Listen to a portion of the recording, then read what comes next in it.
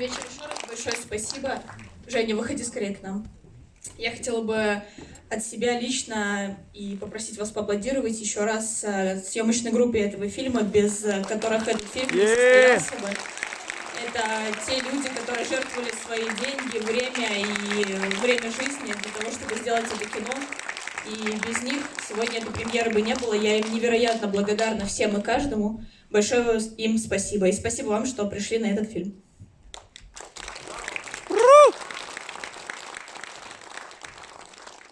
Пожалуйста, вопросы.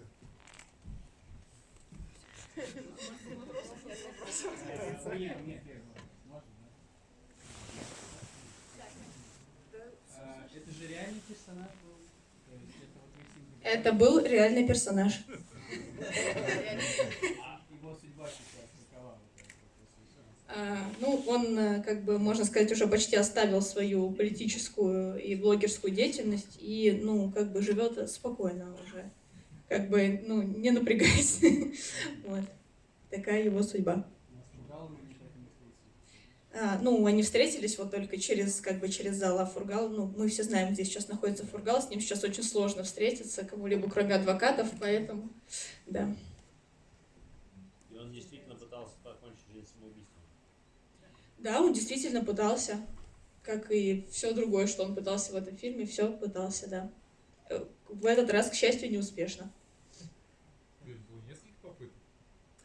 Я имею в виду, это вообще попытка что-либо сделать радикальное, это тоже осталось безуспешно, к счастью. Мы все этому очень рады. Семья этого не ушла? Нет, семья сейчас находится с ним на даче. Сегодняшний день они встречают на даче и очень ждут вот результатов этой премьеры. Все в порядке, и с семьей тоже. Сколько времени с ним провели? Ну, порядка 6 месяцев, в сумме, суммарно, на протяжении 2 лет. А съемочного времени? Ну, съемочного времени, да, где-то 6 месяцев. Я не вру? Влад, Арсений, я не вру? 6 месяцев вашей жизни это заняло или нет? Да, примерно так, примерно так. А вот в фильме мы видели преследование Михаила, ну, естественно, понятно, по каким мотивам и так далее, сейчас этих случаев у нас намного больше, а до вас никто, так сказать, не докапывался в процессе съемки? Ну, нет, но только если я находилась рядом с Михаилом, либо рядом с Виктором. В таком случае, как бы, я чувствовала себя немного в опасности. Больше ничего такого не происходило. Скажите, пожалуйста, наверное, я не знаю вообще, правильно ли задавать такой вопрос или нет, но финансировалось это все за счет чего? Ну вот у нас финансирование изначально, часть бюджета нам дало Министерство культуры, и вторую часть бюджета нам дали наши спонсоры. Так, где наши спонсоры? Пожалуйста, это Ситимобил, которые дали нам возможность завершить этот фильм. Пожалуйста, давайте им поаплодируем, очень вас прошу. Это была очень ценная поддержка. Тогда вытекает второй вопрос, каким образом вообще такая картина, я выражу свой респект, реально, это очень круто, Спасибо. вы совместили документально и случайно художественное, наверное, я не знаю, как это назвать, фильм, потому что планы, кадры, съемка, звуковое, да, ну, такое чувство, что да, и вопрос в том, как, ну, частные компании, это понятно, да, поддержали, круто, но при том, что вы указали Министерство культуры, да, и оно, мне кажется, идейно не совпадает с тем, то, что вы показали, и это, ну, это очень странно, как будто... Да, но вы знаете, Министерство культуры финансирует много картин, которые идейно не совпадают с Министерством культуры, поэтому я здесь не вижу как бы никакой проблемы. Огромное им спасибо, что они оказали нам эту поддержку. Им не обязательно, чтобы, насколько я понимаю, чтобы создатели картин выражали их какую-то точку зрения на что-либо вообще. Круто. Поэтому мы очень рады, что у нас была возможность сделать этот фильм. Низкий всем поклон. Всем большое спасибо, кто дал денег на этот фильм. Их было и так очень мало. Спасибо.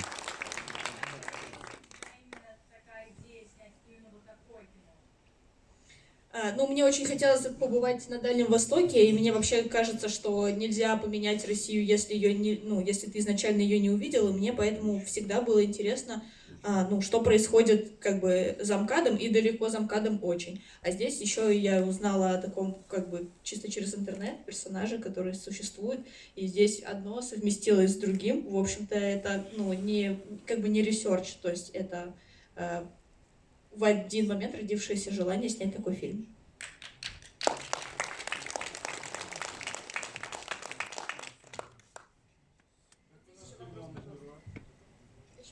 Как вы нашли главного героя? Интернет. Так вот, просто он же вообще не популярный. Что? Но он же изначально вообще не популярный. Да, ну и я не смотрю популярные видео, поэтому здесь все сошлось. Про него много где писали. Но это уже потом.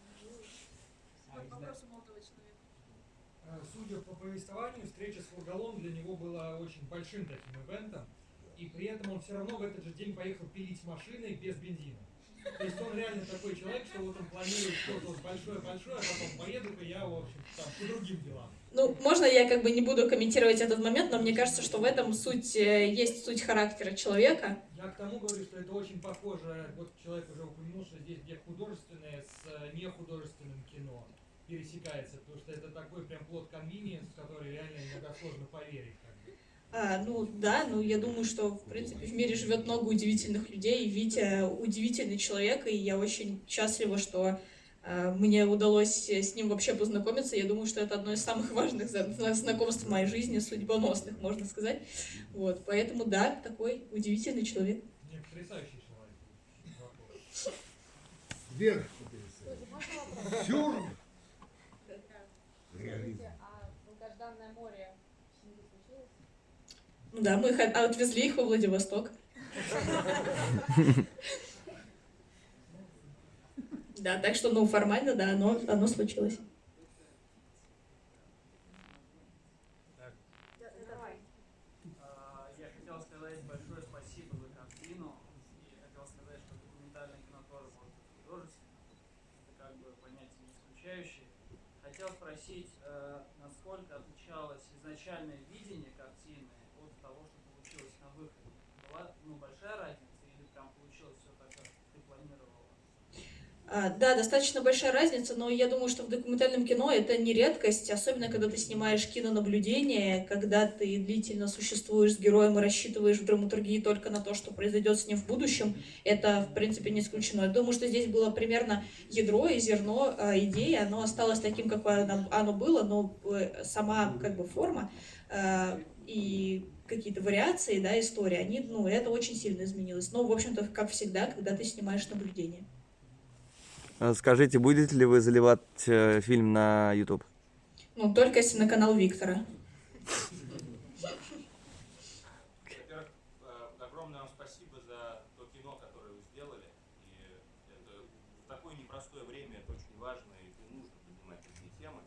Я бы хотел вас спросить, что главный герой думает про эту картину, видел ли он ее, и какая обратная связь от самих героев? Главный герой не видел эту картину, потому что, ну, ему невозможно дать к ней доступ, потому что она через 1 секунду окажется на его канале, и мы не сможем, ну, так сказать, участвовать в различных фестивалях, в которых мы планируем участвовать. Но у нас здесь присутствует второй герой этого фильма, Михаил Потапенко. Вот, пожалуйста, если Миша не Mitch Gang! Who's that? думает об этом фильме, Миша, если ты не против. Ну, во время просмотра я 3 раза плакал. Это очень неожиданно, то, что я все увидел первый раз. Потому что картину вообще я не представлял, что здесь будет показано.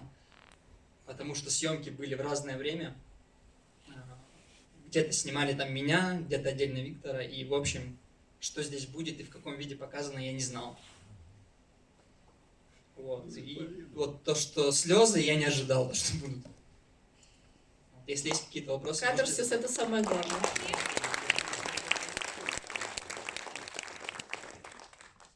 А вы Ушел от по-прежнему в вопроса штабе ты. Навального? Штаб Навального у нас был сразу закрыт в городе после предвыборной кампании президентской. Да, штаб закрылся в марте 2018 года. Но штаб закрылся, люди остались, движение живет до сих пор. Многим, конечно, пришлось бежать из страны. Наверное, 80% активистов сейчас в других странах, США и тому И как подобное. они там выживают, интересно? Потрясающе. Ну, сейчас им сложно, потому что бежали из страны они во время пандемии, и пришлось нелегально пересекать границы. М. Ну, иначе светило уголовное дело. А Скажите, вам уголовное дело закрыли? Да, ваше. Уголовное дело закрыли, скорее всего, благодаря, я думаю, Сергей Фургал как-то приложил к этому руку. И его, да? И благодаря Виктору. Вот последний стрим, вот, где он пытался покончить жизнь самоубийством, наглотавшись таблеток. Я думаю, этот стрим, он повлиял на ход этого дела. Именно после этого стрима, когда он упомянул прокурора, из-за кого дело было заведено, он сказал то, что если я умру, прокурор будет виновен в смерти. И после этого все затихло. После этого от нас отстали. Наверное. А на общественное мнение как-то повлияло? Что? Ну, вот то, что Городе самоубийство. Нет, никак не повлияло это на общественное мнение. Тогда такой вопрос. Вот момент про то, что, оказывается, во время самоубийства он обвинил прокурора и то, что это повлияло на судьбу Михаила, фактически его было. Вы намеренно не вставили, почему и так далее? Ну, к сожалению, просто это немножко, это другая часть этой истории и другая сторона. Это было абсолютно невозможно чисто драматургически сделать. Я думаю, что, ну, не потому, что я не хотела именно об этом говорить, а потому что место этого эпизода в фильме, оно не предполагает уже каких-то разъяснений, каких-то подробностей. И мне кажется, финал важнее, ну, открыть как бы зрителю эмоционально, чем насувать в зрителя каких-то подробностей. Вот вам, пожалуйста, Михаил, жив-здоров, с Виктором все в порядке, вот я вам как бы финал и подвожу счастливый. Вопрос такой, а вы собираетесь показать этот фильм на фестивале как раз таки на море или Хабаровске? Я, честно говоря, пока не знаю насчет того, где вообще в России мы сможем еще, кроме ММКФ, показать этот фильм. Конечно, я бы с удовольствием показывала его, ну, везде, где его рады будут увидеть. Пока точно ничего сказать не могу точно. Просто было бы немного символично, если бы местные англичане собрали бы какой-нибудь зал ради просмотра этого фильма, показать. Ну, многие же не понимали, что чувствует этот человек во время того, когда он это все... Да, но не факт, что эти многие поймут после этого фильма, потому что, ну, Витя такой человек, как бы, не с одним дном, поэтому я понимаю людей, которые являются его хейтерами и пишут ему гадости в комментариях. Вот, но да, это было бы хорошо, я с вами согласна. Постараемся это сделать. Есть еще вопросы? Спасибо большое за такую энциклопедию русской провинциальной жизни. Это здорово. История рассказана от начала до конца, полноценно. И, как всегда, у школы Сергея Мирошниченко сделано очень профессионально. Спасибо вам большое. Спасибо большое.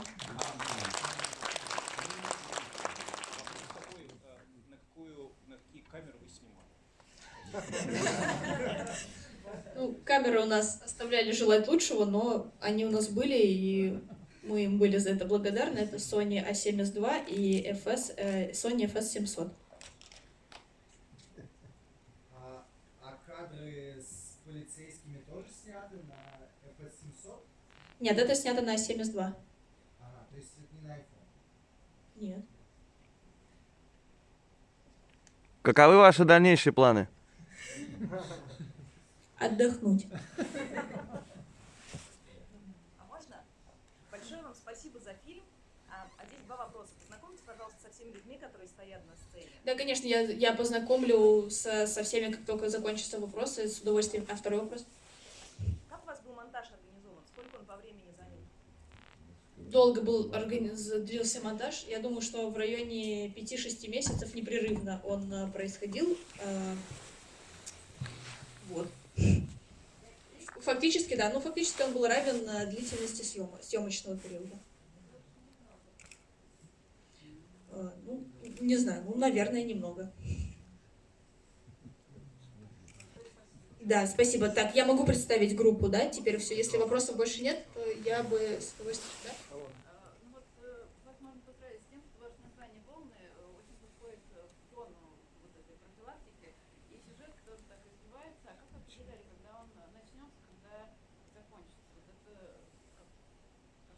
ну, мы никак не определяли, просто все время камера была при нас, а, ну, в смысле, к сожалению, к счастью, наш герой, он такой человек, с которым сюжет может начаться в каждую секунду, и нету момента, когда ты не ждешь того, что что-нибудь случится, поэтому с этим не было проблем.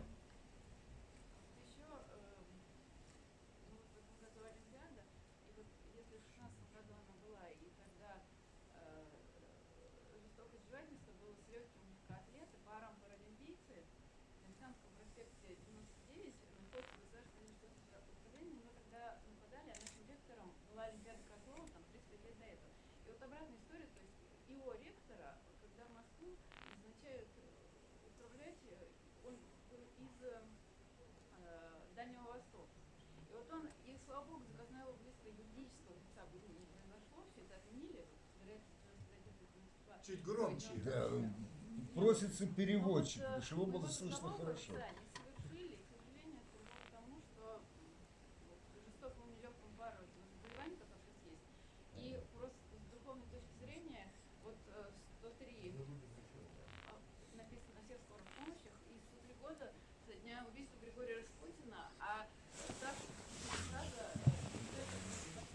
В чем вопрос? ГРУ называется Генштаба. Вот главное Г, не победа в части У. Почему, вот как вы думаете, Япония с Надо присов.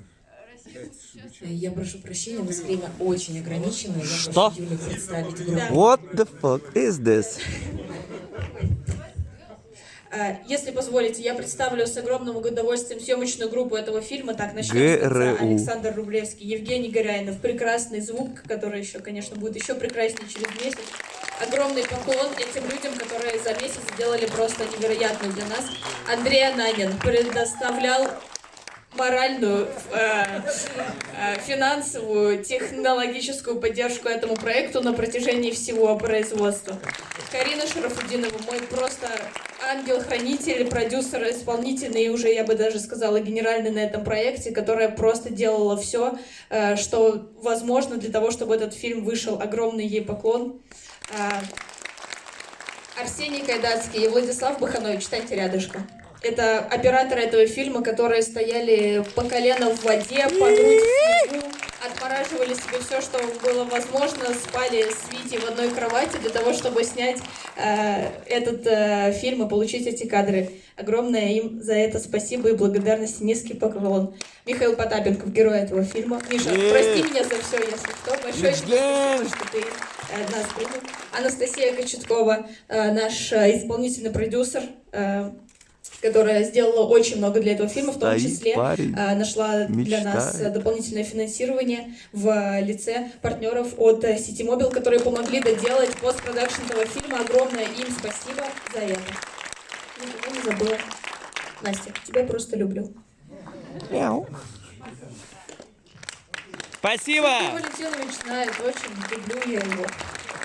Больше всех. Я думаю, что надо похвалить. Я хотел только единственное сказать, что я очень благодарен всем отборщикам, которые в итоге поддержали показ этой картины. Мне кажется, что эта картина очень важная для того, чтобы понимать, как менять в стране жизнь. И это очень важно. И я рад, что Московский международный фестиваль показал эту картину. Я знаю, что этой картины уже и дальнейшая фестивальная жизнь, к сожалению, не у нас, но я думаю, что после нас, может быть, все будут смелыми, не будут никого бояться. Поэтому, а нам, конечно, надо менять Россию к лучшему, чтобы людям жить стало лучше. Вот. Спасибо. Верно. Спасибо.